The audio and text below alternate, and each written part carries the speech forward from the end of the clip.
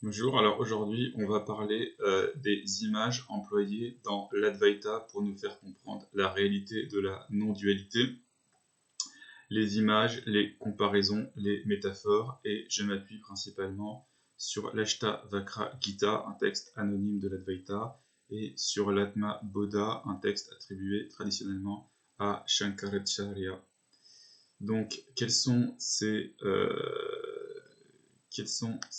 images employées, quel est leur rôle et qu'est-ce qu'elles vont nous faire comprendre? C'est ce qu'on va voir maintenant. Donc, les images en question, d'abord, elles illustrent le rapport du monde au soi, le rapport du monde créé à l'Atman Brahman, et elles soulignent d'abord tout ce qu'il y a de séparation entre les deux. Donc la séparation, c'est que ce sont d'abord deux choses qui apparaissent comme distinctes, c'est-à-dire que le soi sera le miroir et le monde seront les images. Le soi sera l'espace et le monde la jarre ou la cruche. Le soi sera l'eau et le monde sera la couleur dans l'eau ou le goût dans l'eau.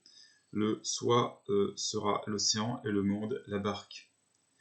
Ensuite, on souligne le caractère illusoire du monde, hein, donc non seulement les deux sont séparés, mais l'un est réel et l'autre est illusoire.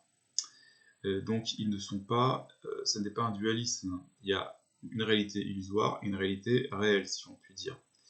Donc le soi est comme la corde et le monde comme le serpent dans la corde. Le soi est comme l'eau, et le monde est comme le mirage qui apparaît sur la base de l'eau. Le soi est comme la nacre, et le monde est comme l'argent qui apparaît dans la nacre. Mais au final, du point de vue ultime, les deux sont identiques, puisqu'il n'y a rien d'autre que le réel, et donc la trame et le substrat de l'illusion du monde se trouve dans ce qui n'a toujours été que le soi ou le Brahman. Donc il y a une identité, et il y a plusieurs images qui nous font comprendre cela. Donc première image, c'est celle de l'eau et de la vague. La vague, en réalité, n'a jamais rien été d'autre que de l'eau quand on la regarde clairement. De même, le vêtement n'a jamais été rien d'autre que du fil. La jarre n'a jamais été rien d'autre que de l'argile, et le bracelet n'a jamais été rien d'autre que de l'or. Le goût est le même, de même que le goût du sucre est le même que le goût de la canne à sucre. Donc, ultimement, le goût, entre guillemets, la saveur du monde et la saveur du soi. Donc ça, c'est le point de vue ultime. Alors ensuite, le rapport entre ignorance et connaissance. Donc la connaissance détruit l'ignorance comme le feu brûle l'ignorance, le feu de la connaissance brûle l'ignorance de la forêt, et la lumière de la connaissance fait s'effacer les ténèbres de l'ignorance. La connaissance du soi apparaît comme le soleil quand il n'y a pas de nuages, alors que le caractère illusoire du monde est pareil à un rêve.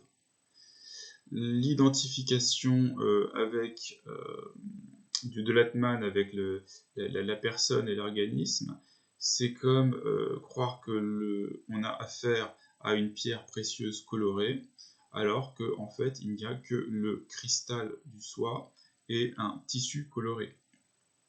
Le témoin du soi ou l'observateur est par rapport à la nature, à la prakriti, c'est-à-dire au guna, comme le roi par rapport à ses sujets. La véritable nature du soi est éternité, pureté, réalité, conscience et béatitude, de même que la véritable nature du soleil est lumière, celle de l'eau est fraîcheur et la nature du feu est chaleur.